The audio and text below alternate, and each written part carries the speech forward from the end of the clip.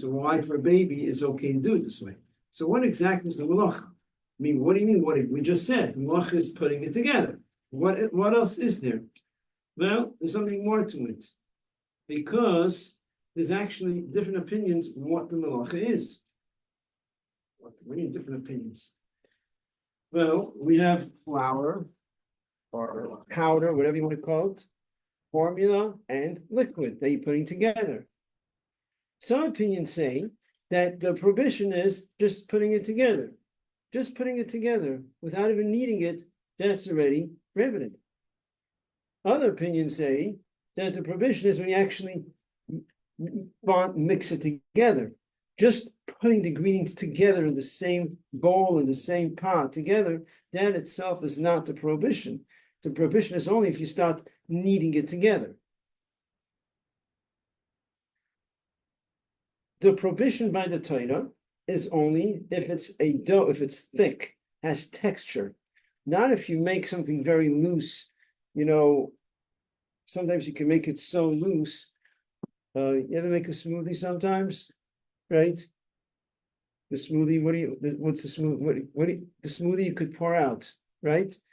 It has texture. It's not like liquid, it's not like a coffee, it has some texture to it. But you can go, you just pour it out. So it's not like a dough, it's very loose. So that so now the texture of a smoothie doesn't help us, because you can make a smoothie different ways. But let's say matzo balls, right? Make matzo balls, yeah. Matzo balls. It has a texture. Could you take the thing and go like that? No, it's not going to spill out. That's called a thick dough. If it's very loose, that you could just, some smoothies is, forget about smoothie, because you can make, no, it's not a good example. But sometimes you have something that's, you could just pour it out, just like water. It's a little thicker, but it smells out just like water. That's not considered that's no problem on Shabbos. It's not considered, nothing related to making the dough. But when it has some texture, then when you pour it out, it moves slowly. It's lagging. It's like going out, it's gooey, and it's very slow. It doesn't just. So then it's also prohibited, but it's only prohibited rabbinically. So according to the Torah, it's only prohibited when it's a thick mixture, when it's a thick texture that it doesn't move out.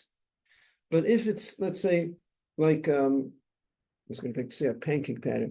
A pancake batter is not considered an issue at all. But if it has some texture where it runs out slowly, so that's when you're making for a baby, you're making formula, mixing formula with liquid. You can make it different ways. You can make it thicker, you can make it looser. Looser, where you could pour it out. It moves. It's not like stuck in one place. You get what I'm saying? Yeah. So that type of mixture is only prohibited rabbinically. Being it's only prohibited rabbinically, so I would say just more lenient. And they said it's prohibited rabbinically. We prohibited it because it still has some texture. But we're going to allow you if you do it not in a regular way. So we're going to allow you if you do it differently. Don't do it the regular way. Now, again, usually anything that you can't do on Shabbos, you can't do it in an unusual way. You can't flip the light switch not in a regular way because it's still prohibited. But things that are prohibited only rabbinically, the same chachamim, sages who enacted this prohibition are telling us, we said it's prohibited, and we're going to allow you, if you do it not in a regular way, we're going to allow you to do it. Was this water put for me? Yeah. Yeah? I don't know if it's clean. So no drink from it. Okay, that's what I meant. It doesn't matter if it was put for someone else and didn't drink it. I could also drink it, but it's okay.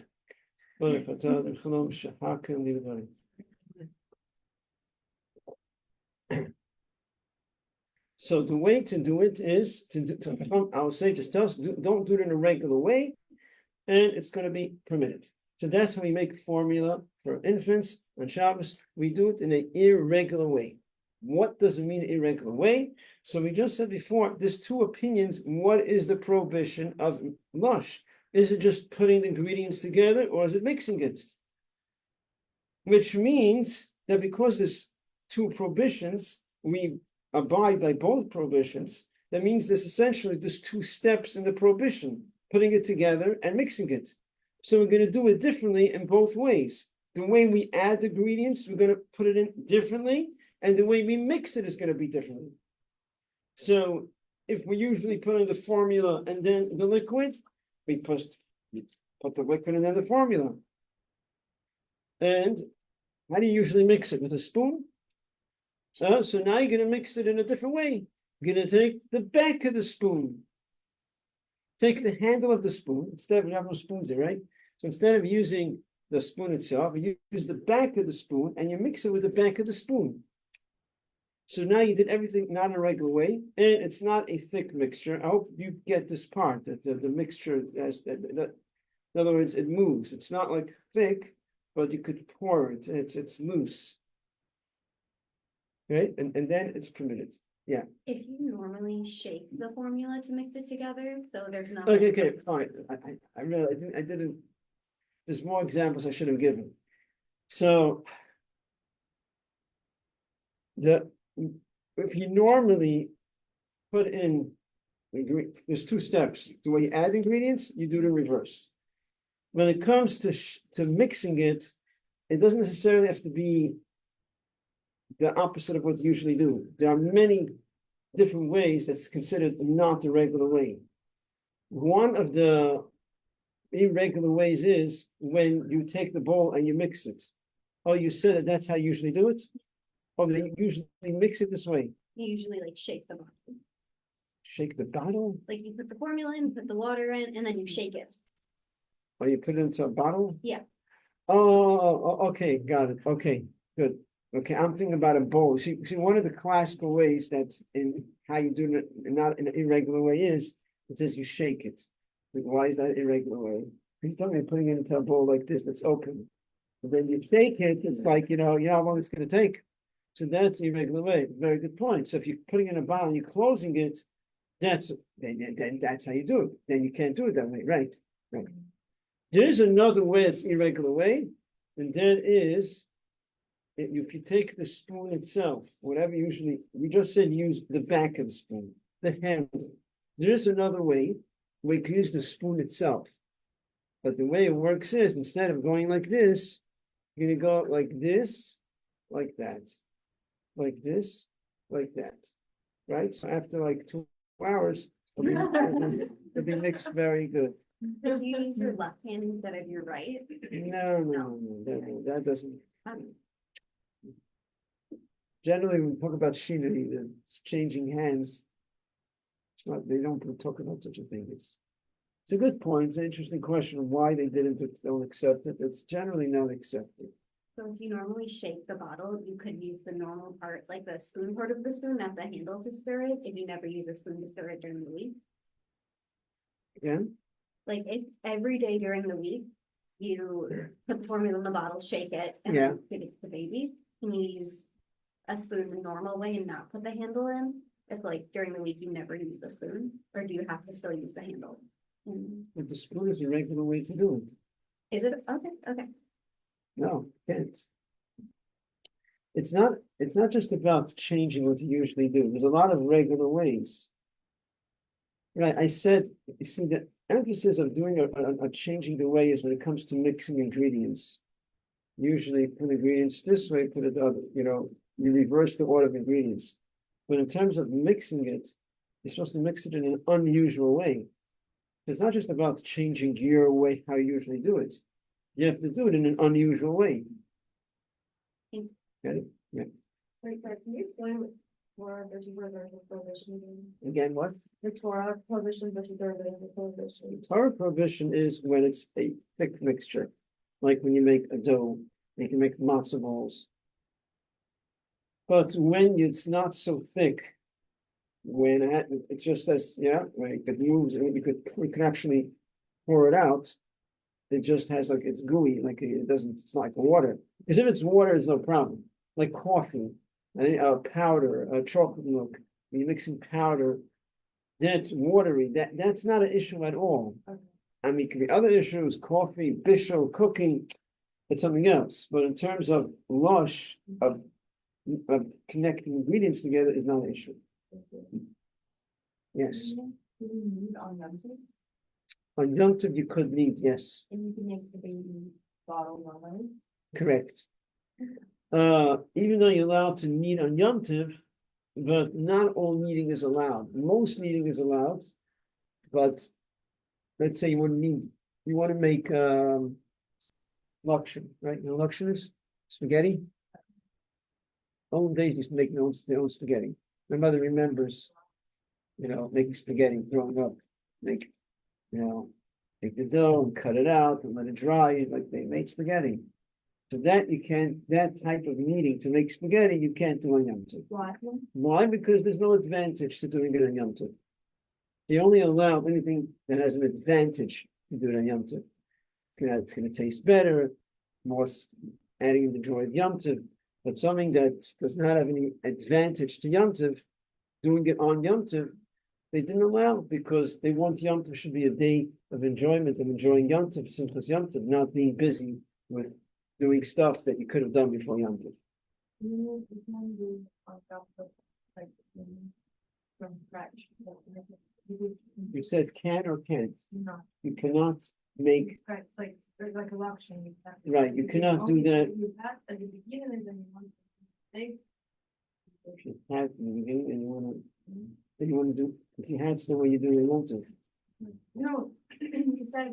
So you cannot be rolling out the dough, whatever you call it, for the spaghetti on Yom Tov. One example of like something. That's permissible? Yeah. You could bake challah on Yom Tov. You want to have fresh challah for Yom Tov. If you have a way to bake on Yom Tov, you have issues with the ovens, with the fires going on, opening up the ovens. It's another issue, how we open up an oven on Yom Tov. If it's a problem, not a problem, it's a different discussion. But in terms of baking, you're allowed to bake on Yom Tov. You're allowed to make a dough on Yom Tov. Make a dough on Yom Tov, you can separate challah, you can bake. If you have a way to bake and you want fresh challah, you're allowed to do it on Yom Tov. What about grading here? Braiding here. Braiding, yeah, I know what you mean, braiding here. That could be an issue of build. No. That could be an issue. We're really getting off the topic here, but it's an issue of building. According to some, it's very questionable. Braiding here in Yom Tov could go into the category of a rabbinical form of buying and building because you want it to stay this way, and it's an issue. It shouldn't be. We cannot do on Shabbos, but in Yom Tov we just pay law, like, Shabbos, so we cannot. Regarding what? Grading. Right, yeah, right, exactly. Many malachas, it's the same Shabbos and Yom Tov, there's no difference. Yeah, braiding is one of them, like building, things like that, it's Shabbos and the same. Generally, sometimes there's some exceptions in certain situations. Yeah. Okay, so now another form of kneading, a rabbinical form of kneading, is that let's say you cut up a very thin vegetable salad and you want to mix it with vinegar. That could be prohibited if you are doing it vigorously. So let's say if you're going to mix it vigorously, it's not really kneading. Does it paste together? No, get it? Pouring vinegar together with sliced, very thin pieces of vegetables. You're not doing any kneading. It's not connecting together. It's not becoming one thing. But it's brought down that rabbinically you should be careful not to do vigorously. In other words, it's like a minor form of, in other words, it's sort of related slightly to some form of kneading. So even though you could mix it together, but you shouldn't do it vigorously. In other words, you can do it. Just don't go like really, really hard. Just mix it regular mixing, and then you're fine. Another form of kneading is making egg salad. On a tuna salad, where you're you're mixing the tuna with mayonnaise, mixing the eggs with mayonnaise, and you're mashing the eggs. Mashing the eggs is not a problem. It's not kneading. We said in another class, it's not considered kneading. But if you mix it with mayonnaise and it's becoming one paste, it's becoming one thing, you can't do that on Shabbos. Yom Tov, yes, because we said you could do it kneading on Yom Tov. But Shabbos, you cannot mash eggs and mix it with egg salad in a regular way, because that's exactly the mark of kneading. There is a way how you could do it, and that is if you don't mash the eggs completely, if you leave chunks of eggs, so there's still pieces, slices. So let's say you use an egg slicer, we say use egg slicer, you have slices of eggs, and then you cut it maybe in the other direction, you have pieces of eggs, then you mix it with the mayonnaise, and you have pieces of eggs with mayonnaise. I mean, who want, it's not so, that's the way you want to eat it, but I'm saying that's allowed. But if you mash the eggs completely, there's no way you can mix it with mayonnaise and Shabbos. You can't do it. Sometimes you open up a bottle of Tuna, different, the other things also, with the oil settles on top. It's mixed beforehand. Then you open up, there's a bunch of oil on top. Then you want to mix it together. You know what I'm talking about? Yeah, Right? Huh? some peanut butter. Peanut butter, yeah, exactly. Peanut butter, same issue. But peanut butter and the oil is on top. That's not the way it was. It settles, it goes up. Now you want to mix the oil with the peanut butter, the oil with the tchina. Is that allowed on Shabbos? Yeah. An idea of like, want to try this, Very good, very good. Very good. It was already mixed. It was already kneaded. It was kneaded already. It went up. It was kneaded already. So you could knead it again. Knead. It's not called kneading. You could actually mix it together in a proper way because it was already kneaded. Are you allowed? Many people do it for infants. They wanna mix banana with some liquid, trying to remember what liquid they pour into it. They will mix banana with some juice for the baby. Yeah, something they pour in. Maybe apple juice with the banana, whatever. Maybe with some liquid they will sometimes mix with the banana. They mash the banana for a baby. Now, a banana, we said you should mash with the back of the spoon, don't mash it the regular way, because it's questionable if it's called grinding, questionable. So when you mash banana on Shabbos, you mash with the back of the knife, the back of the fork. Now you want to pour some liquid into it and mix it. So there's a question, is this considered kneading or not? Why should it not be considered kneading? Anyone? Because why should maybe it's not kneading? Why should it not be kneading? Kneading a banana, you're putting liquid into it and you're mixing it with the liquid. Why is that not considered? Why is it questionable? Why is it not kneading? For sure it's kneading, right?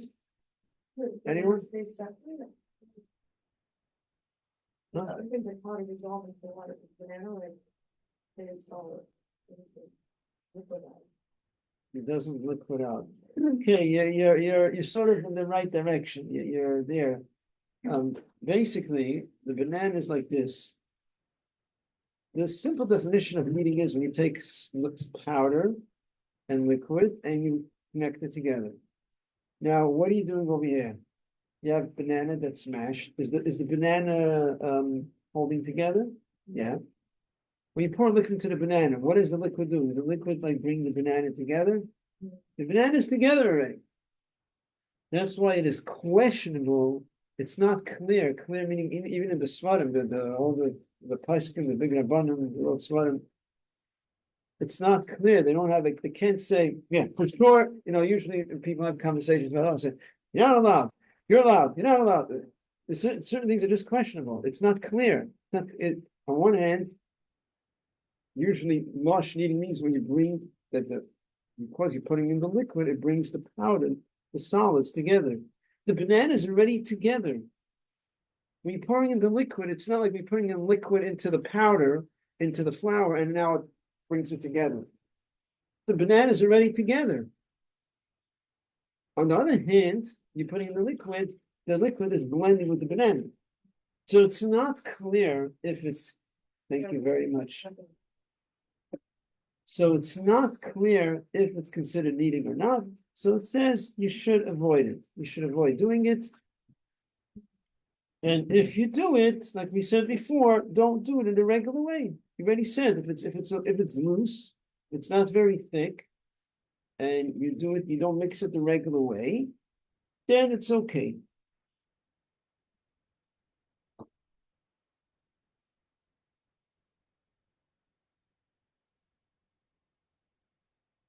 Okay, so we pretty much covered the locus of Rosh, of kneading. So I have a review sheet that is for all the malachas that we did till now. I do want to talk more about the last class. We could talk a little more, but there's still more things I want to go through and discuss. In the last class, we spoke about medicine on Shabbos. We started that. We said it would continue. We'll go over the basic categories. Maybe we should do that. We'll go over the basic categories, and hopefully we can continue more. These are very complex halachas when it comes to medicine and Shabbos. There's yeah. So that's specifically medicine and Shabbos under the like what malacha is it under?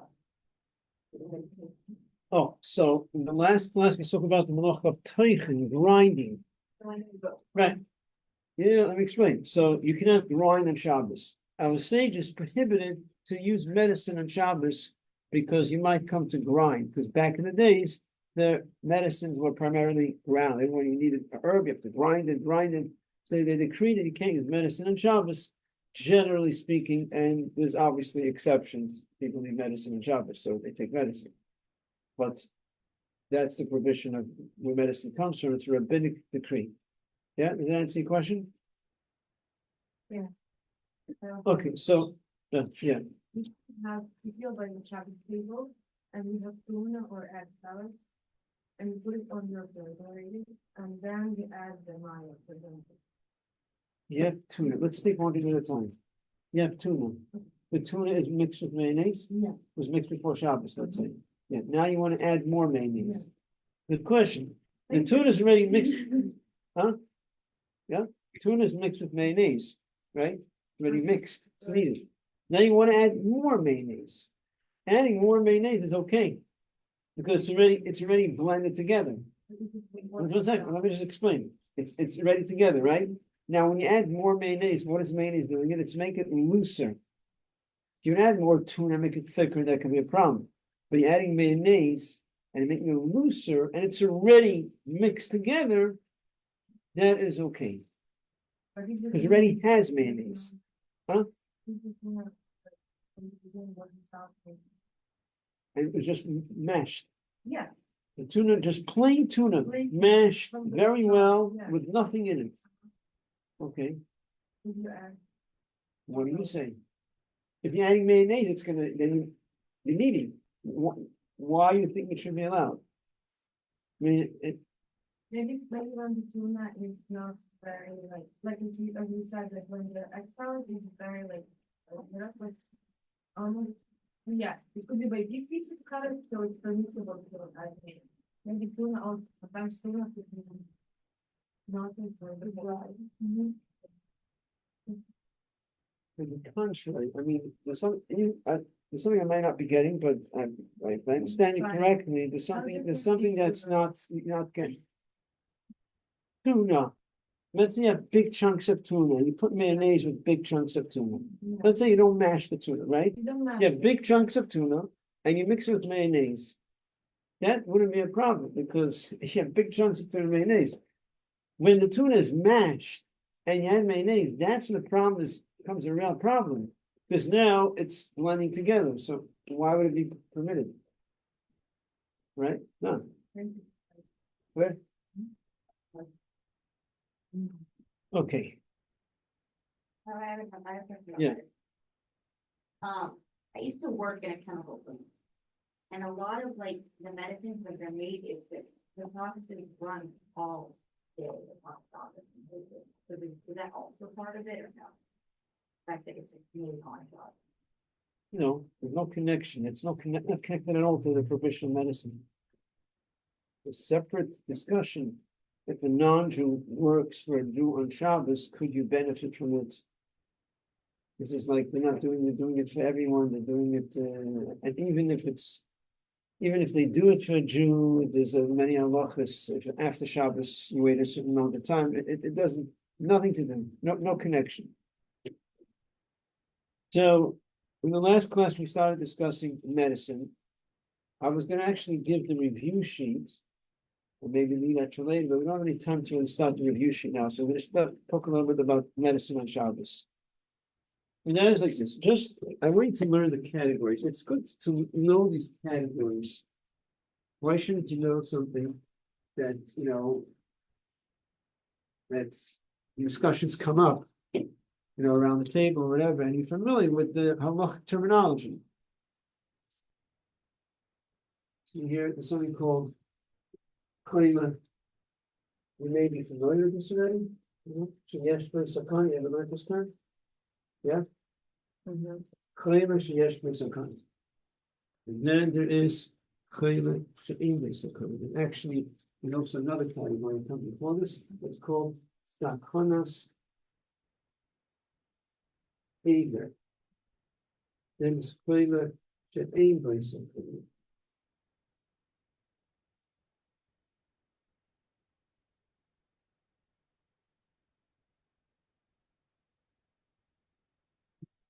A sick person that's in danger of life, do whatever you have to do. There's a kind of either danger on the limb. The person is not in danger, but the limb is in danger. It's a certain category that's we didn't talk about. I just want to get the categories, we'll discuss whatever we could. It's very complex. A lot of things aren't so simple. Then it's that's a step lower. That a sick person is not in danger. And in the last class we discussed, we allow you to take medicine on Shabbos. And also, two things. You're allowed to take medicine, and you're allowed to tell a non-Jew to do work for a Chayil Hashem Yisakanim. What it discusses, not so prevalent this specific example, that a Jew is in the category of Chayil Hashem Yisakanim. You're allowed to tell a non-Jew to cook for the Jew on Shabbos because he needs food. In these days, Hashem has enough food, that's not the issue. But you tell a non-Jew to do anything that is needed for Chayil Hashem Yisakanim.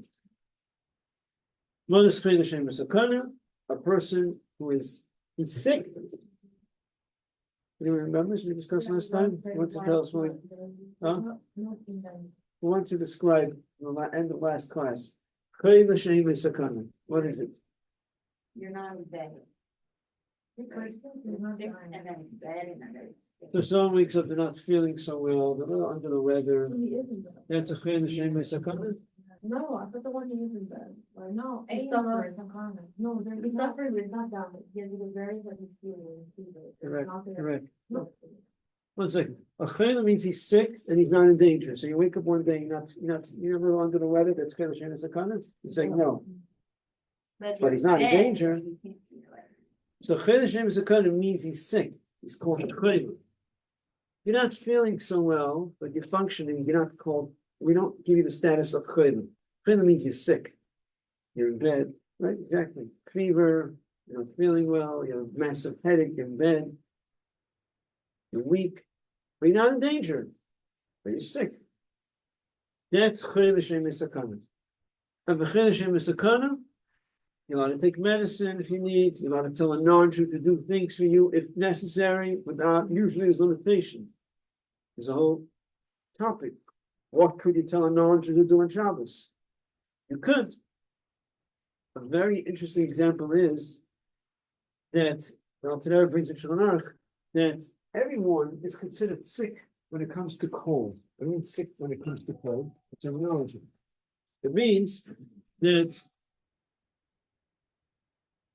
if it's very cold, you could get sick. And we don't even wait until you get sick. So if it's very cold, the cold day, and people could get sick from it. You could tell a non-Jew to light, to stoke the fire, back in the days, these days means put on the heat. You can tell a non-Jew to do a biblical prohibition to warm up the house. Why? Because it's cold. But you're not sick. You have to wait till you get sick. You might, I don't want to say you will get sick, you might get sick. Yeah? The person might get sick. It's the probability is very high. If it's very cold and you'll get sick. So it says everyone is considered sick when it comes to cold, meaning if it's cold and you're not, and it doesn't just mean a drop cold. Now, you have to obviously, use common sense, or maybe that itself doesn't work, but you have to be honest with yourself. Just because you're not so comfortable doesn't mean you can right away tolerate from the heat. But if a person if it's very cold, you're allowed to tell it's cold enough that people could get sick from it. Or if there's older people that are more sensitive to cold, even if it's not so cold, you're allowed to tell a non-Jew to put on the fire on Shabbos, to do a biblical prohibition, because you're allowed to tell a non-Jew to do work for you on Shabbos.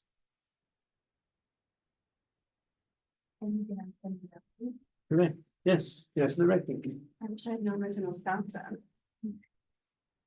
Yeah. My heat went out and I kept hinting to people on the street, oh gosh, it sure is cold in there. And no one understood because there were no Jews around. No. So no one understood. So I just froze all winter and got sick. Okay. But the next Shabbos I made sure my heat was on. Yeah, and it's very important to understand again, I'm saying if it's cold and what's considered cold, right? Cold is a relative term, okay? So when it's talking about older people, infants, it's obviously very different. You have an infant, a newborn, that could be even more important, if it's cold, even if it's not so cold for you, but the infant, it could be cold. You have to be more careful about it. So whatever's according to that person, if it could affect that person, then you could ask a non-Jew because you could get sick. So in other words, we allow leniency for Cheshvan is gonna. You don't have to wait until a person is sick. The person could get sick, so we allow it.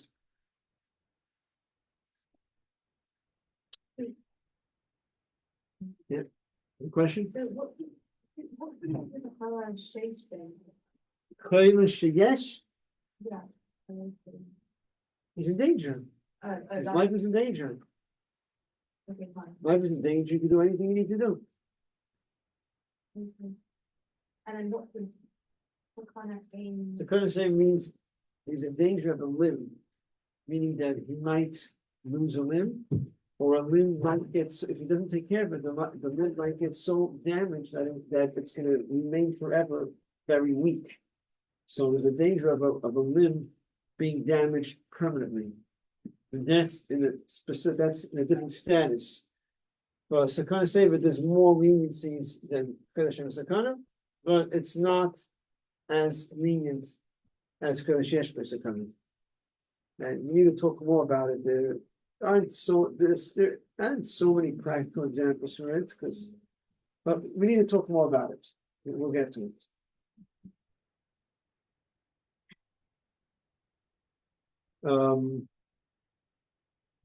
Now, a few minutes until. Just an interesting point about Cheshvan Sakana is that when a Jew's life is in danger, over? Okay, we'll stop. Continue with show tomorrow. I have the question, we're gonna do some more about the last material we've learned. We're gonna do tomorrow, the summer. Which You have papers that. I have a review sheet for all the halachas that we did up to Lush, Out. but I'm debating, maybe I'll